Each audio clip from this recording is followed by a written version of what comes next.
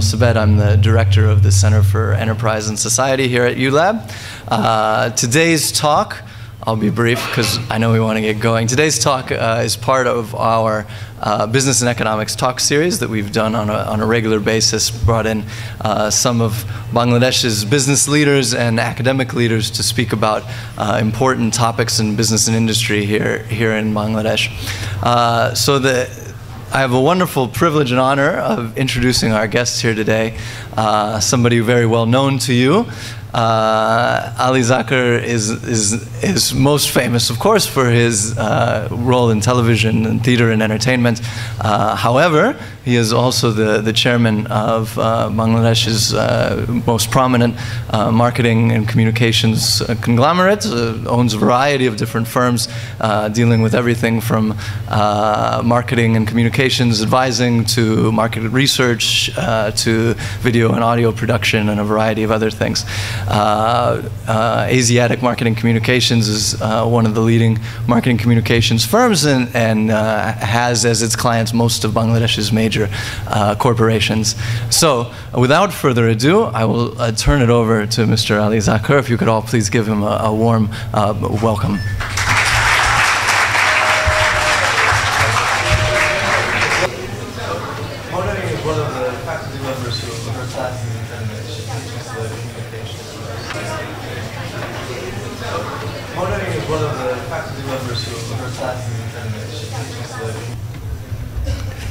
Good afternoon, and my profound apologies for this inevitable delay.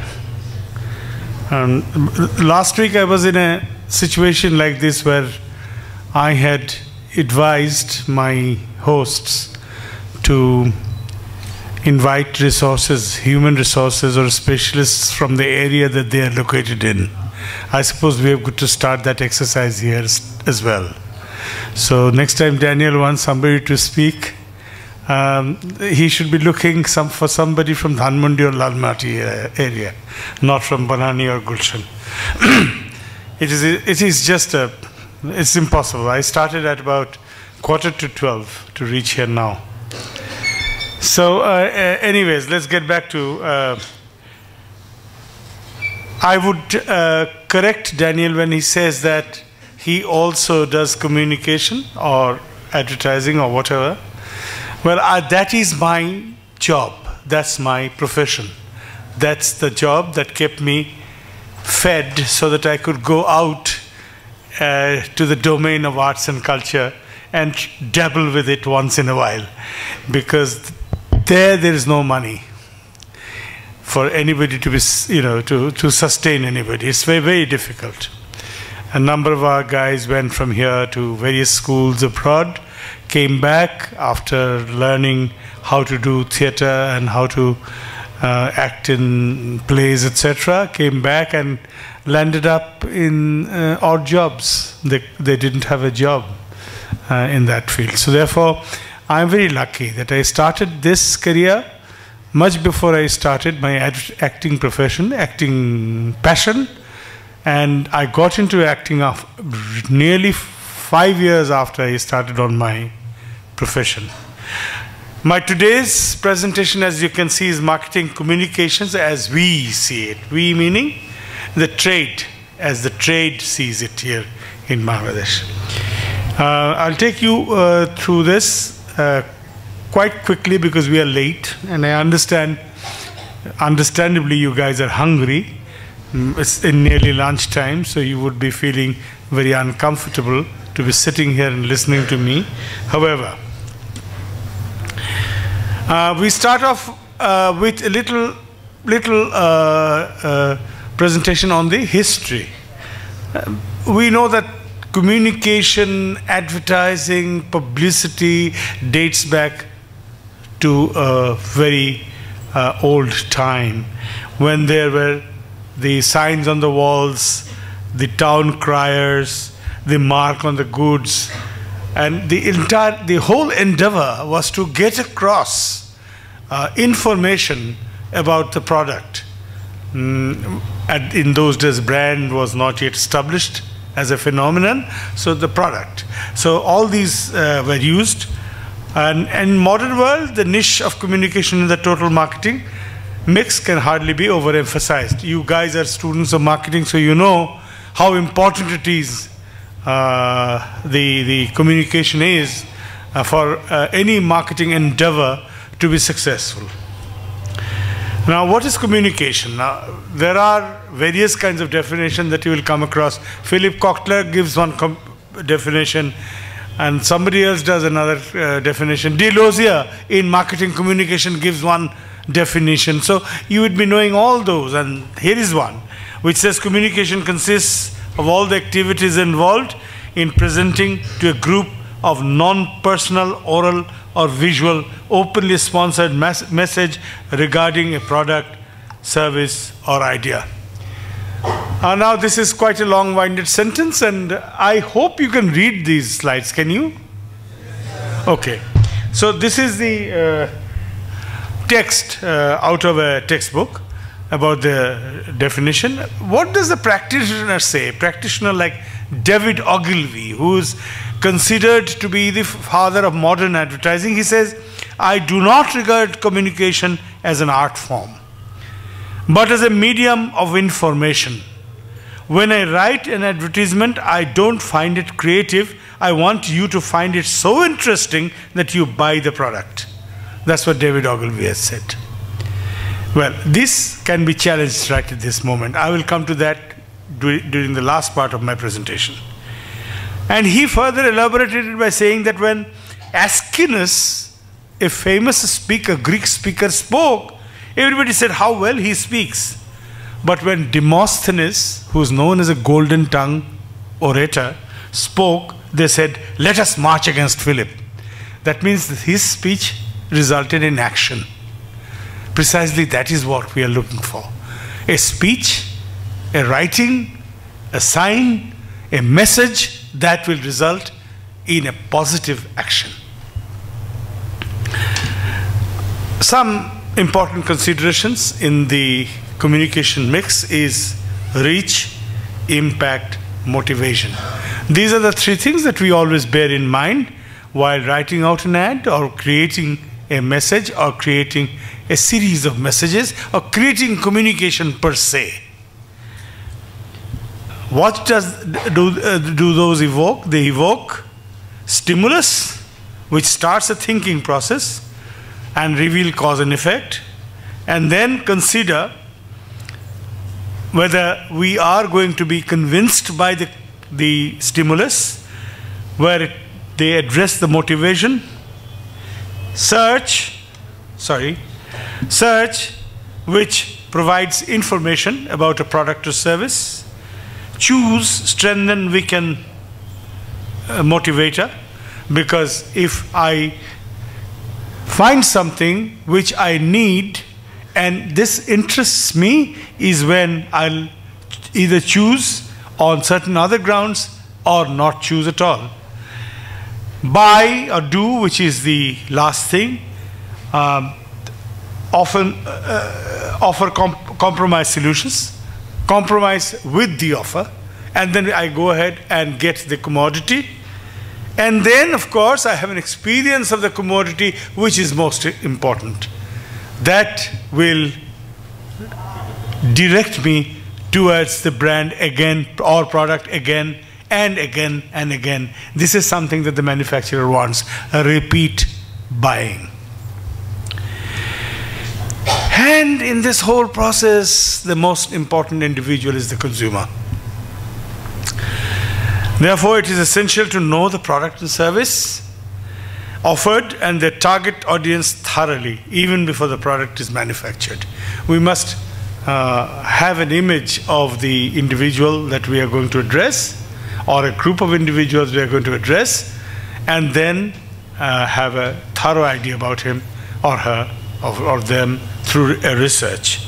This is precisely where the process of communication begins. Communication often has to be supported by total communication effort. This is very important. These days, one communication may not be enough. Now, there are manufacturers, I'll come to that a little, excuse me, I'll just switch off my phone.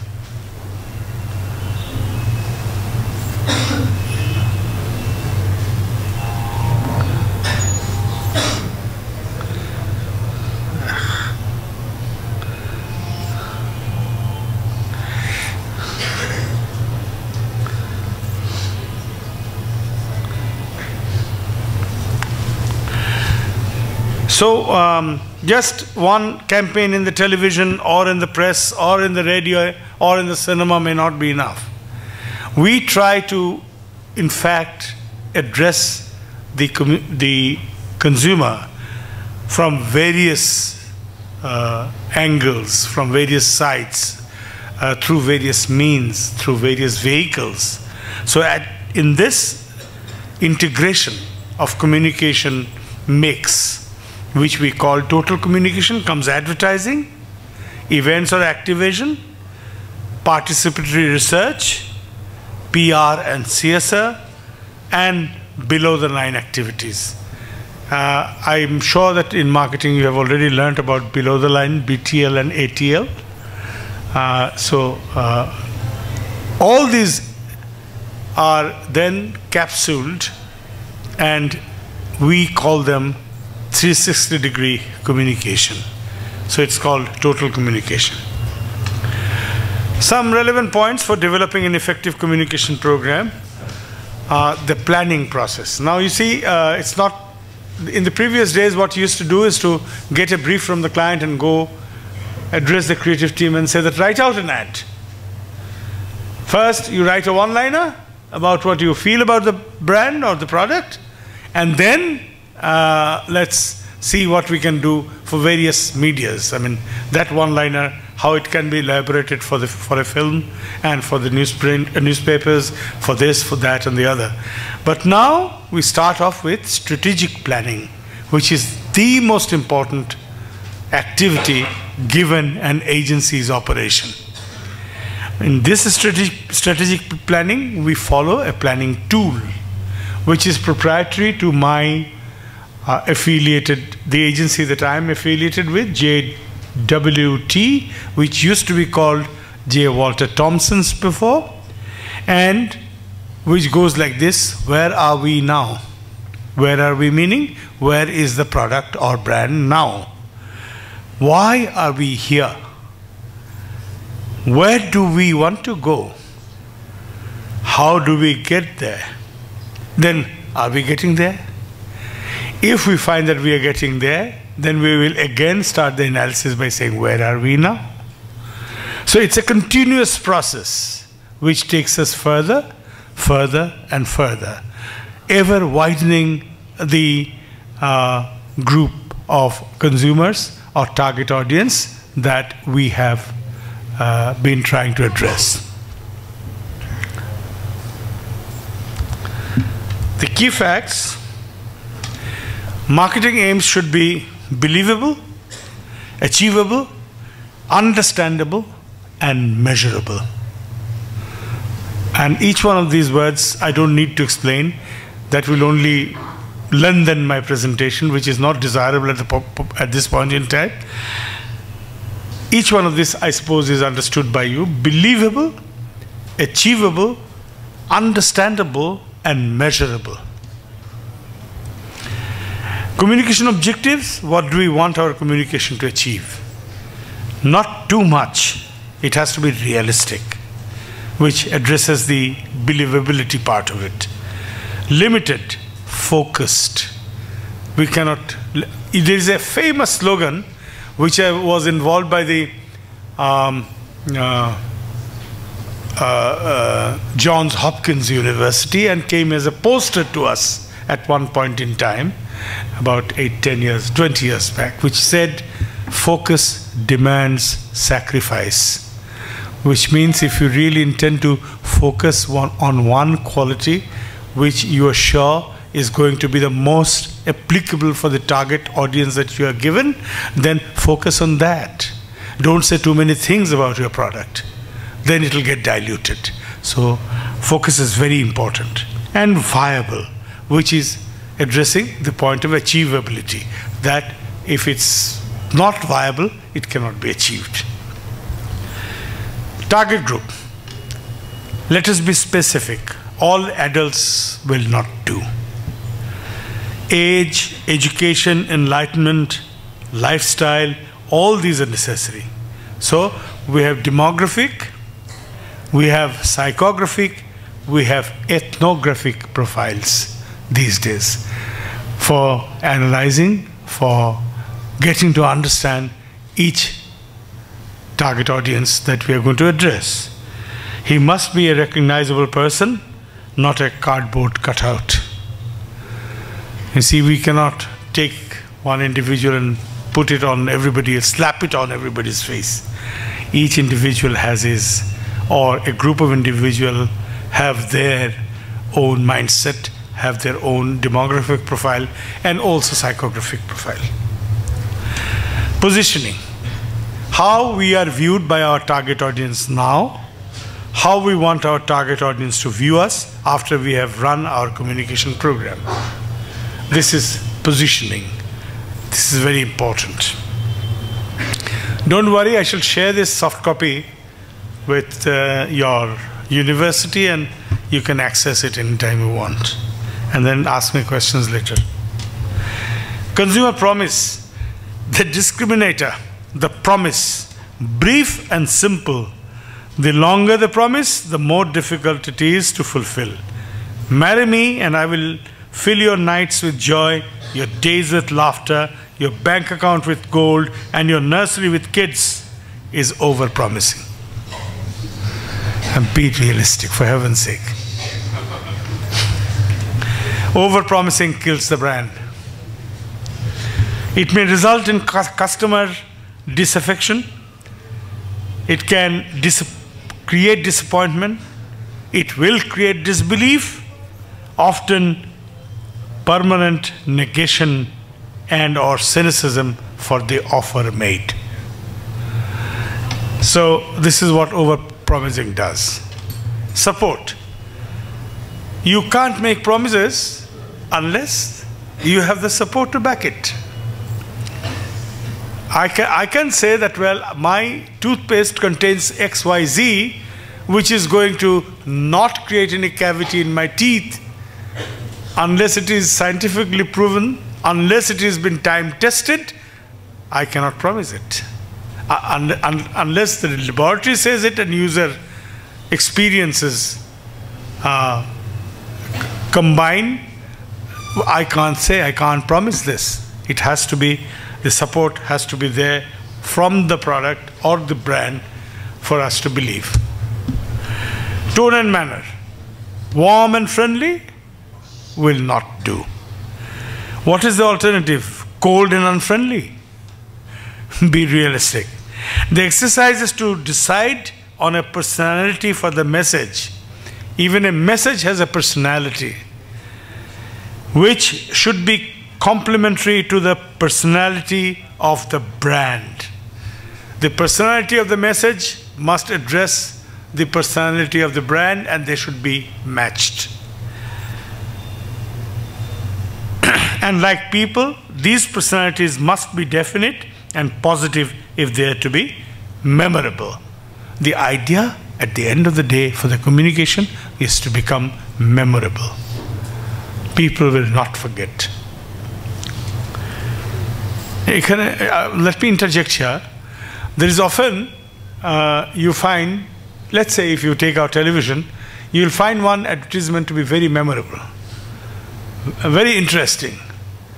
It tells a story. It makes me laugh.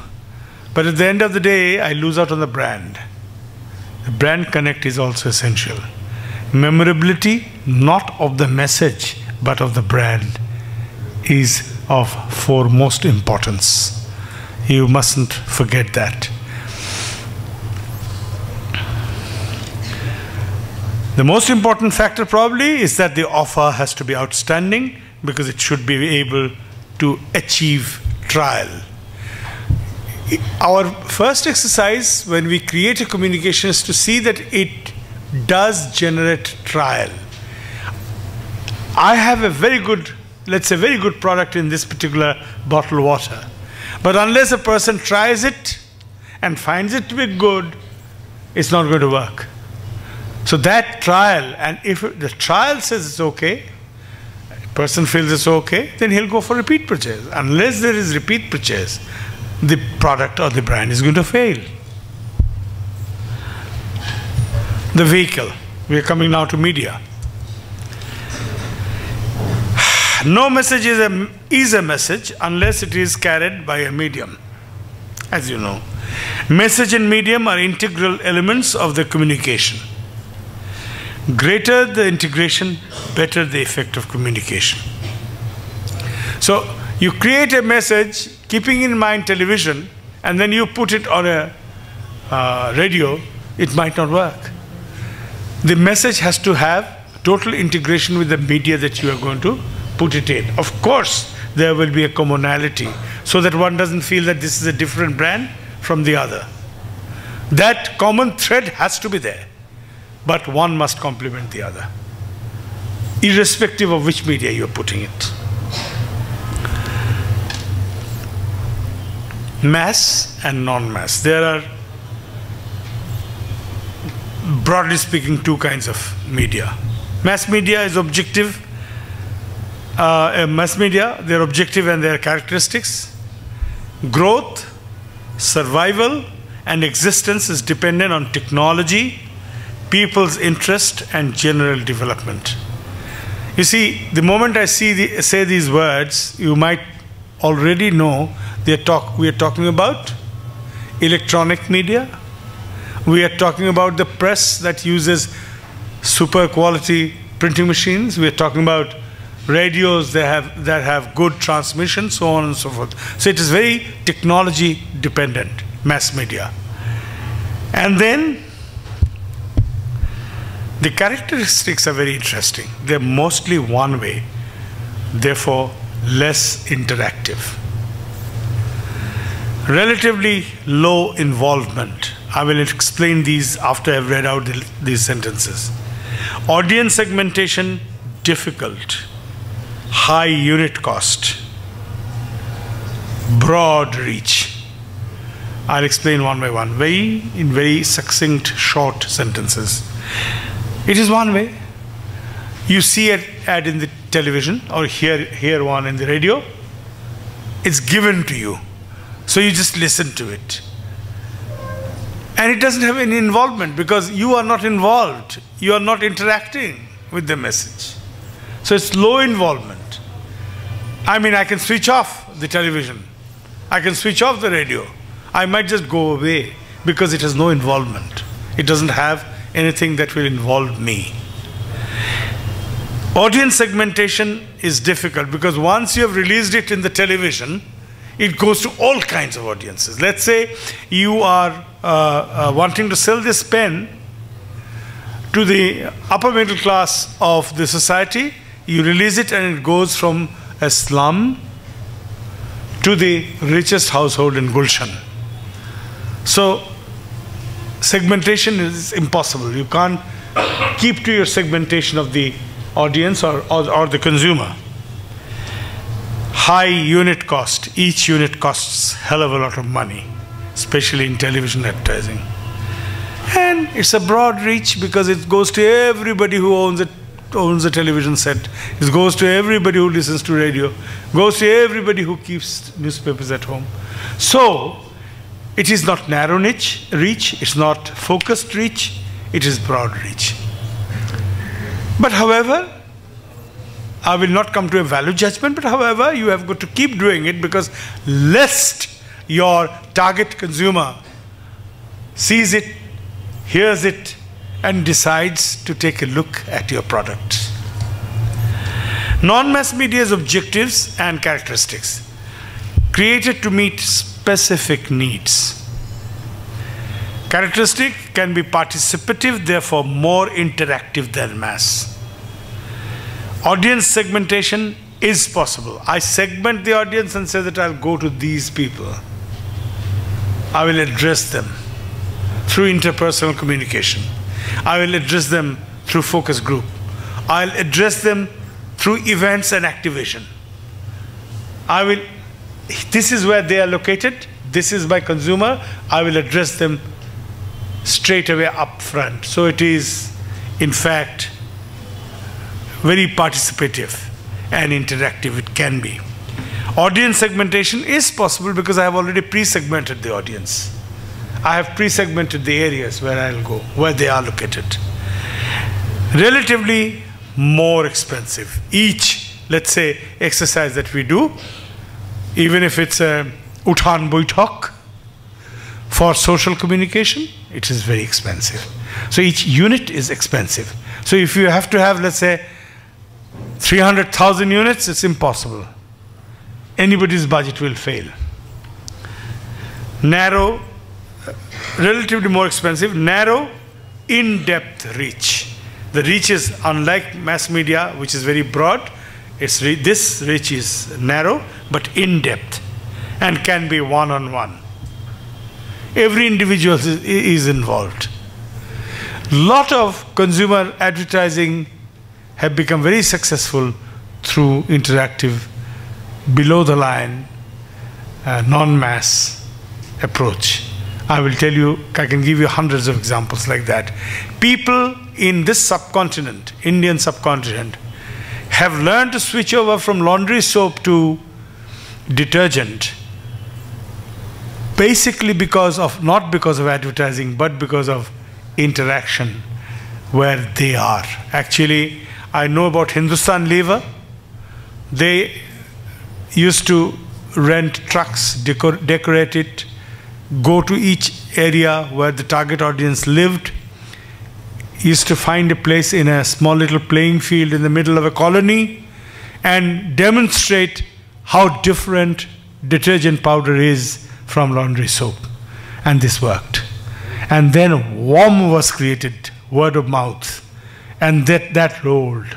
That took it far and wide.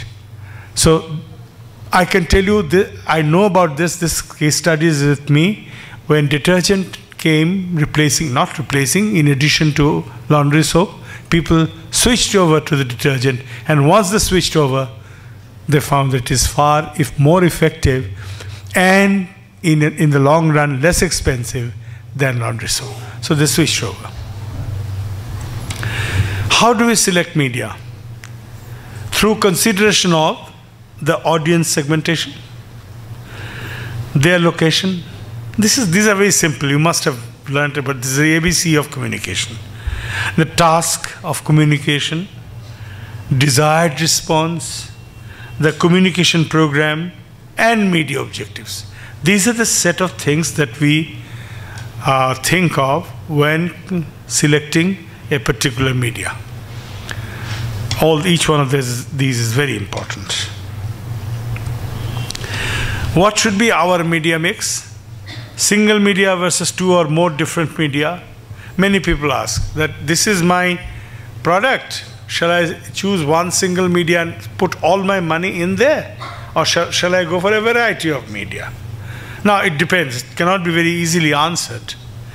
Because if you go for proliferation of various media, then it's going to be expensive. It's going to be really very, very expensive.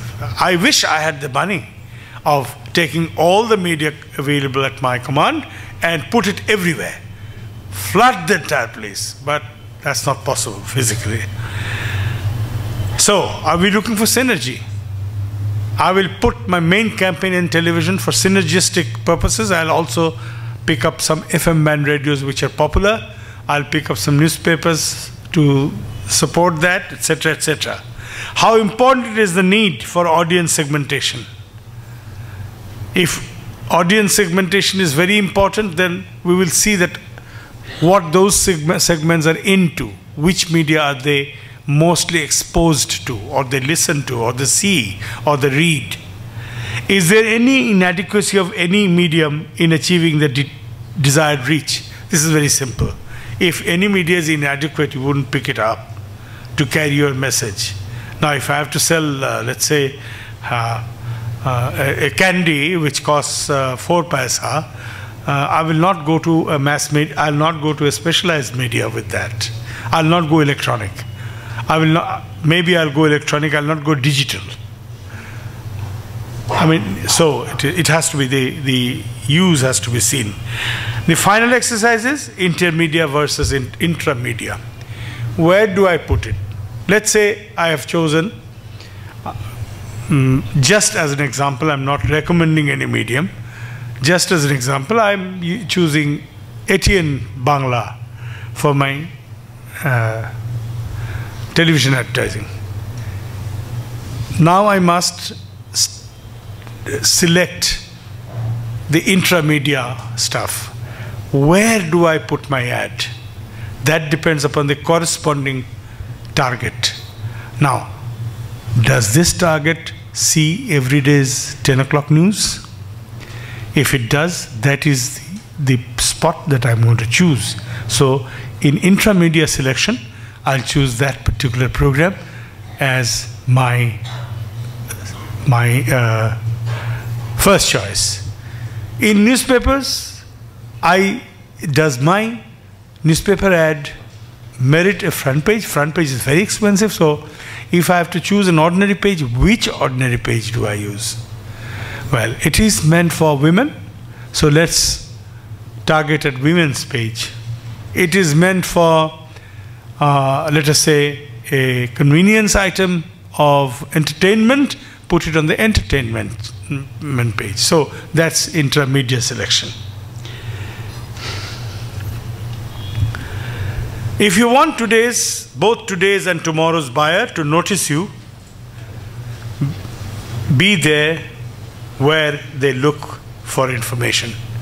So you have got to really do this exercise of knowing the consumer, the target audience, so that you have to be there where they look for the information.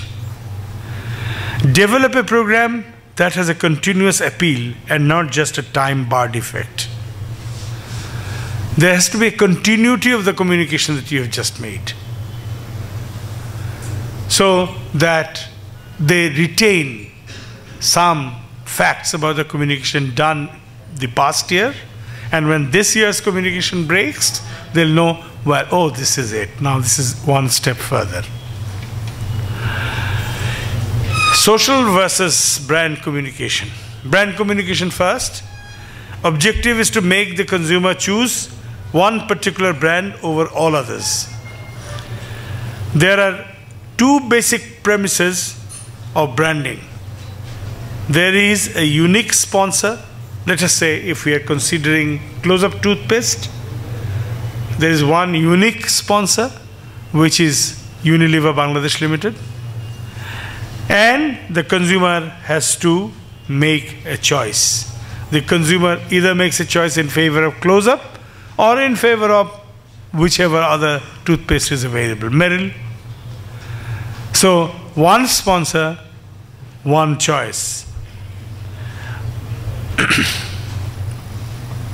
So we are offering through this toothpaste one utility, one sponsor is equal to one message and one response. One utility is that if you use close-up, you will have fresh breath. One sponsor is Unilever. One message is use close-up, it will give you fresh breath. One response is come and grab close-up.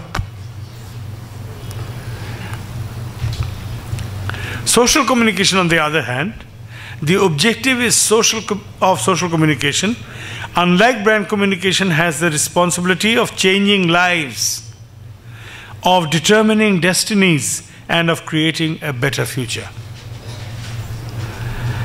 Multiplicity, diversity, and disparity of message and sponsor are necessary. You cannot get one sponsor to say that your children must wash their hands with soap, or they should brush their teeth in the morning and at night. It is the job of UNICEF of the world, it's the job of various other agencies. It can also be a commercial, a corporate, which takes over this responsibility and says that, well, this is good, it's a good habit. So it will form the part of their CSR activity. CSR is corporate social responsibility, of course you know it. So there are multiple sponsors. And diversity and disparity of messages, because same message cannot be said to everybody. You have to give it in a different manner, in different place, for different group of people.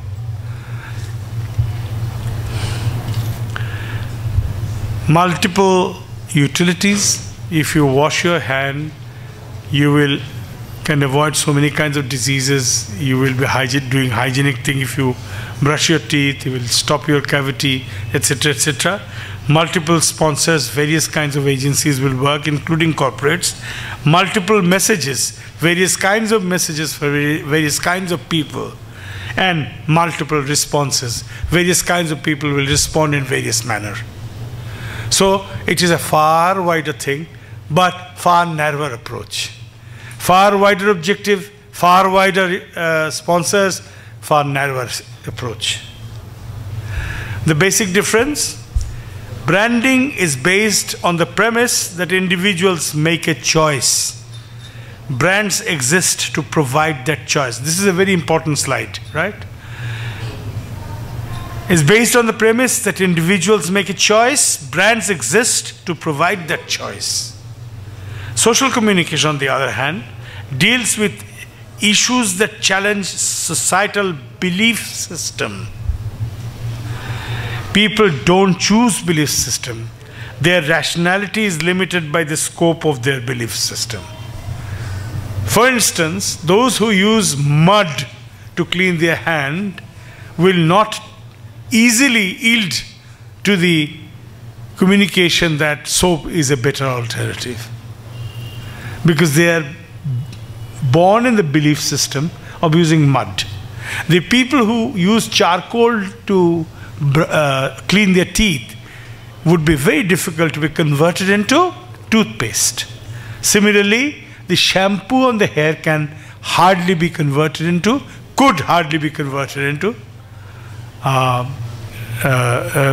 soap could hardly be converted into shampoos. So the challenge is for social communication is to evolve new belief systems.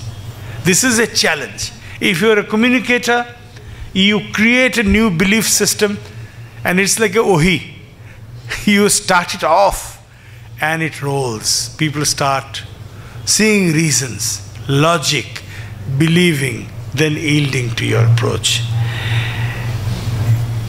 Social communication is to evolve new belief systems conducive to desired behavior. This is the way I want my consumers to behave. Create a belief system that washing your hands with mud was yesterday's phenomenon. Today it is so. Brushing your teeth with charcoal was yesterday. Today you have toothpaste. So you create that, and you create that far better through interpersonal communication, through events and activation, through one-on-one communication.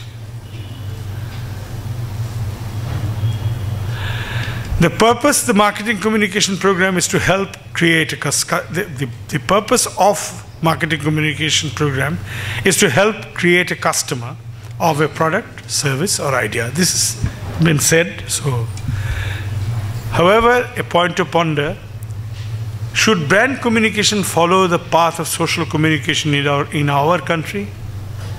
Bear this in mind. Ask yourself this question, and next time I come here or you interact with me, I'll give you the answer. Example, one-on-one instead of multimedia bias. Because we have seen that mass media communication often falls through. You're spending 100 crore takas. Today, as it stands, it's about 3,500 crore takas through mass communication. How much of it is really yielding fruit? How much of it has been able to develop a belief system? How much of it has been a waste? In the yesteryears, Sir David Ogilvy had said, people say that half of advertising is a waste. I wonder which half. So you see, it may be a waste. So this is a point to ponder. We must think that how can we make it foolproof. That said, this is addressed to Daniel's need, the challenges. Just in brief, a few challenges which will cover my last slide also. Understanding of communication. It's so low amongst the advertisers that it is not funny. I have spent 43 years in this profession, and I am still teaching my clients every day. I'm teaching them to see the light. I've been instrumental in building brands, at least 11 of them in this country, over the past 43 years. Still, I rack my head against the wall when they look at me without any expression. They do not see logic. This is really a tragedy. It's a tragedy of my life. So understanding communication is a challenge. We have to make them understand communication. Actually, how to crack the communication. What I've said in the past is academic. Soja bhashay bujhte hobe. Sorry, I'm inflicting Bengali in my presentation. সোজা ভাষায় বুঝতে হবে ভাই কোনটা আমার জন্য ভালো, কিভাবে আমি যাব, বুঝতে রাজি না কেউ, বুঝাতে বুঝাতে জান খারাপ হয়ে যায়। I remember when we first launched our market research company called MOD, MRC, Market Research Consultants of Bangladesh Limited. My client said, why do research? We all know what is there. My daughter can tell which is the best toothpaste in the world. Why do we do research? I said, yes. How much have you kept for your advertising of this toothpaste? So my client said, well, I have kept 10 crore this year. I said, just give me 5 lakhs. He said, why? Out of that. Why? I'll have to cut back on my advertising. I said, if you give me that 5 lakhs, maybe I'll come up with something which will tell you that you can cut back on your advertising by 5 crores. All you need is 5 crore worth of advertising. You see, I taught them I tried to teach them what research can deliver. And today it is a reality. Obviously the multinationals have given a lead, but it is a reality. They do regular and invariably, very importantly, methodical research before they launch a brand or relaunch a brand. So from understanding communication to limitation of idea, creativity and vehicle. You see, when a young man, I've interacted, many of you guys will land up in my agency or many other agencies. They come in and they take to the water like a duck does, It takes to the water. Well, here's this television, and here's this model, and here is this maker, and here is this camera. Let's turn out a beautiful TV ad. Well, that I call lacking of creativity. The most creative ad for the mass media might be the most non-creative, because we haven't thought about the audience. We haven't thought about the objective. We haven't even considered whether this mass media is going to work for my audience. I haven't thought about it. So it's most non-creative. Creative will be when I am foolproof. That is the most creative way of thinking about a brand. And the vehicle, where do I put it? Now, the moment you walk into my agency, you'll be told by your seniors, don't be stupid. Put it in ATN Bangla and Channel I and whatever. You can't challenge. Why do I go there? Why can't we talk to them? Huh? Why can't I just pick up, let's say I'm selling sachets of toothpaste, I'm selling sachets of Sunsilk. Why can't I choose the Bangla cinema of Friday, put in the Bangladesh television? Why not? Because that is the most audience. And they're involved audience. And in fact, if I can just punch in after the heroine in her characteristic manner comes and dances with open hair, which looks Reshmi Kamal Jhalmole, I put in my message right then, cut it, and put that message on my Sunsilk sachet. For Reshmi Kamal Jhalmole chul. So this is creative media selection as well. So you must be, these things are still lacking. We have come a long way. I must confess that we have come a long way. And I must confess in front of you and before you, that it's the younger generation marketers who are teaching our old clients how to really look at things. how to be objective, which is your credit. Because you're full of ideas, and people with ideas are needed. Oh, what happened?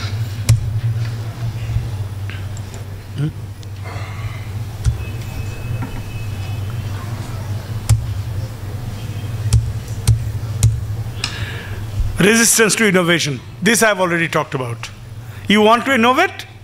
There will be somebody to resist.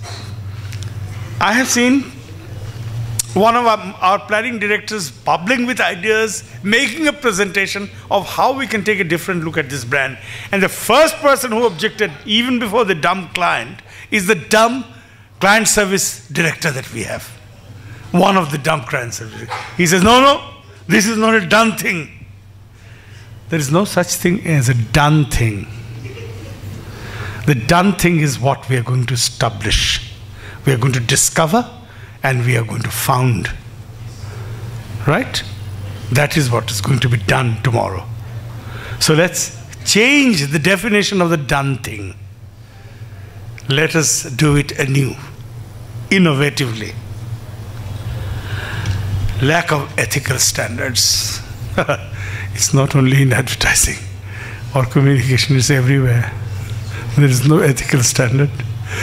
Just now, when I was stuck in your campus B, my driver wanted to sort of take a turn and come through the wrong side.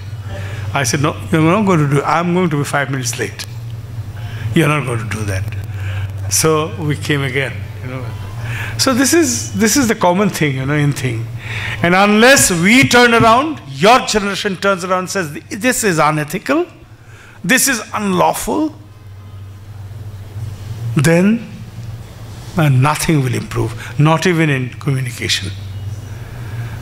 Today I will not say, but many of the vehicles of communication that we have will undercut the market, undercut their own rate card.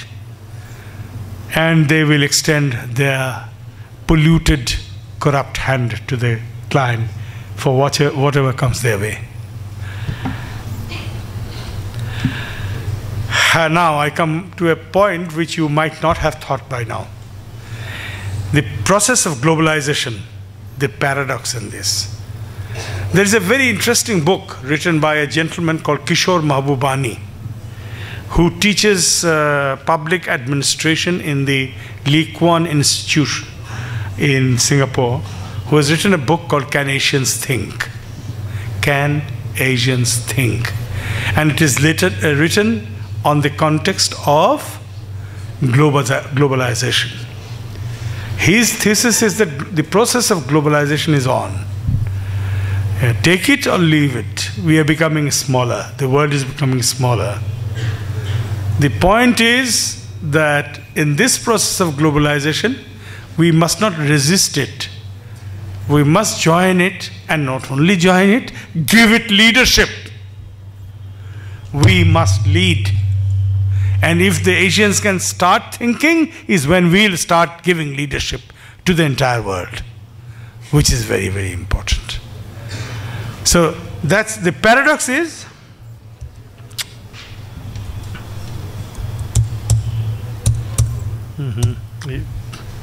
this water is creating the problem. Sorry.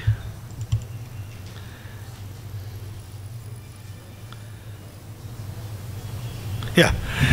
My personal take from experience, the lack of cultural sensitivity has to be addressed. When we say globalization, it invariably comes to countries like ours from the West. Comes through the vehicle of multinational companies.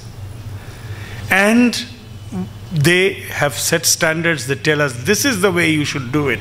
And we accept it because we are getting, it's a cushy job, we're getting a good salary, we're getting excellent perks, car, house, and what have you. Why shouldn't we accept it? What happens to the brand is their headache.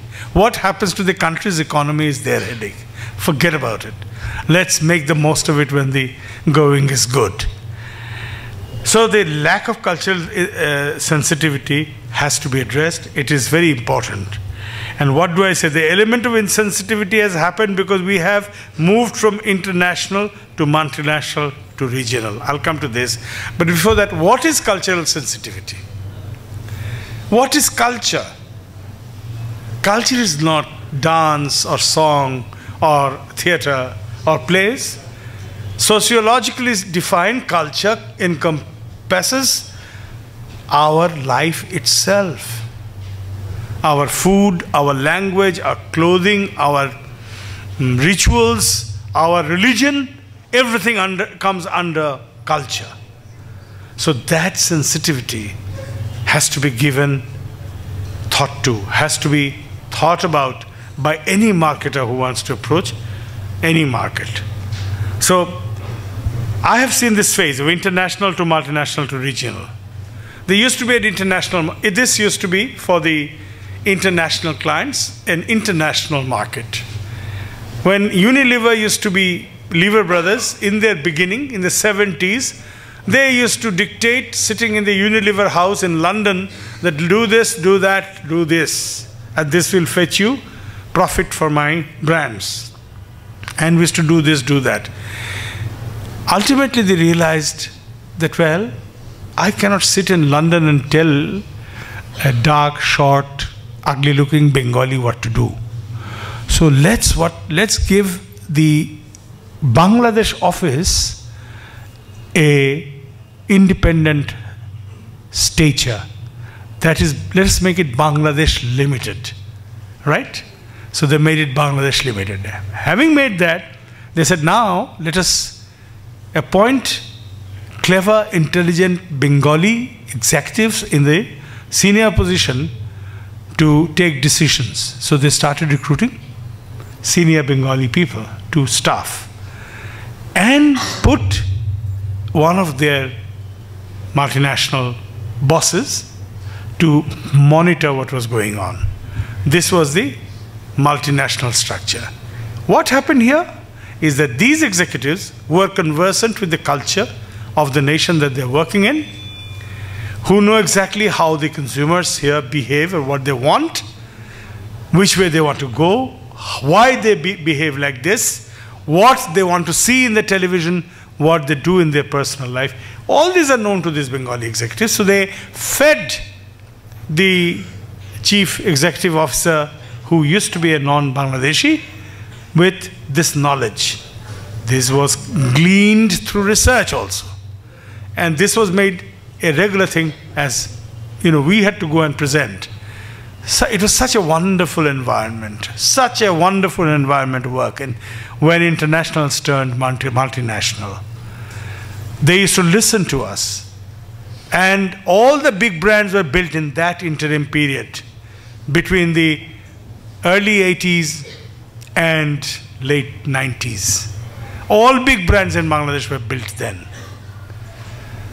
And then, again, something happened up there in wherever they're headquartered. They said that, well, Bangladesh is a part of India.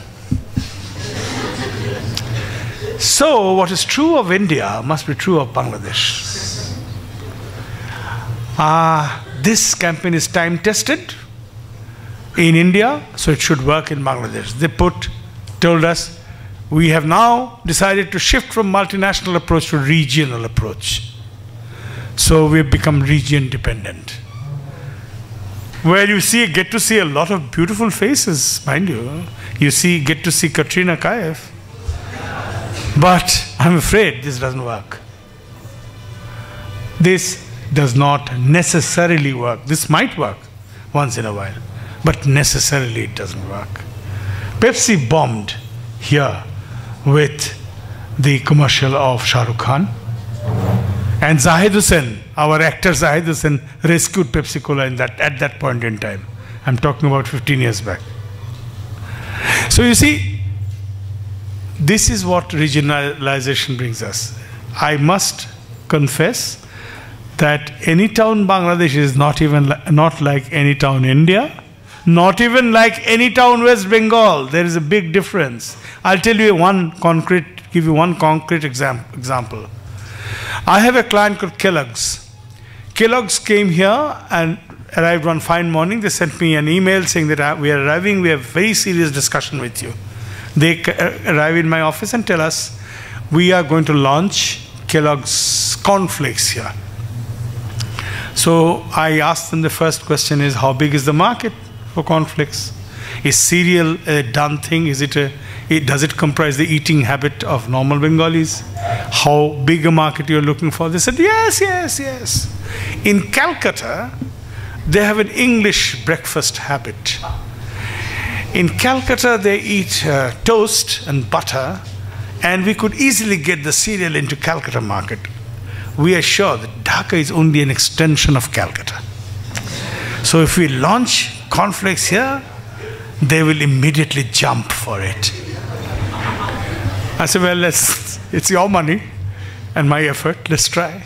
So we tried, and it bombed.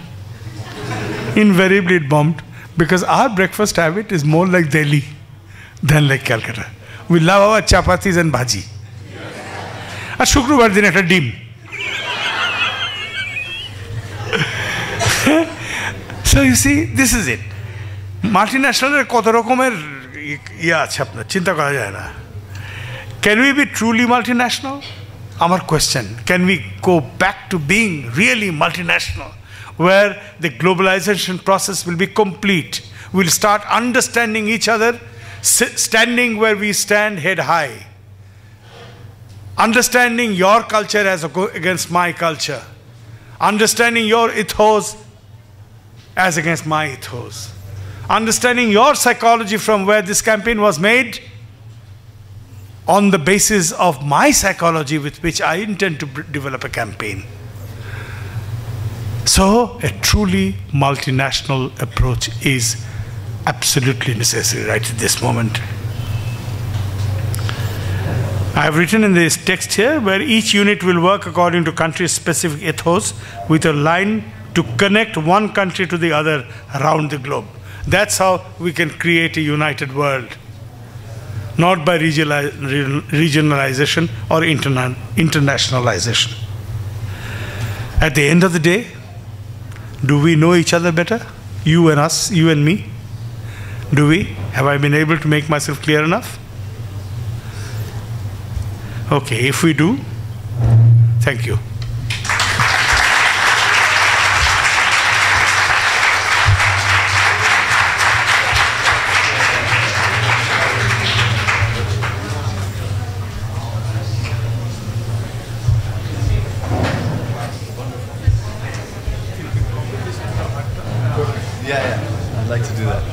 Okay, I know you guys have class to get to, so thank you very much for sticking around.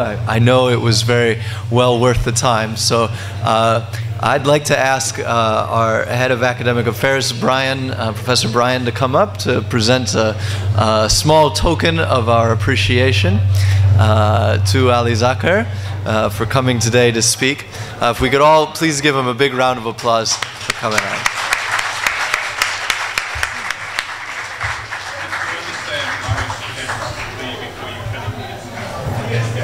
Okay, can I just say one thing, because Mr. Zaker has presented us with a real challenge. Like lots of people, he went to Campus B before he came to Campus A.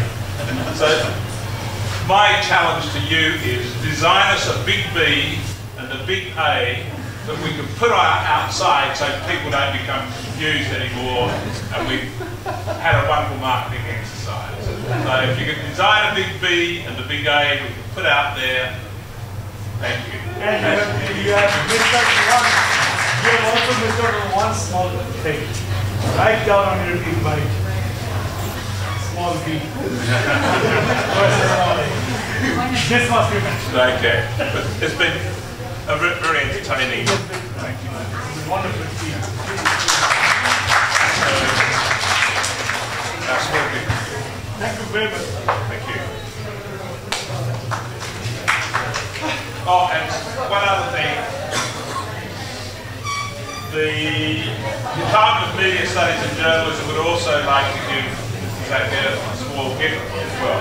So one of me must be delegated to do that.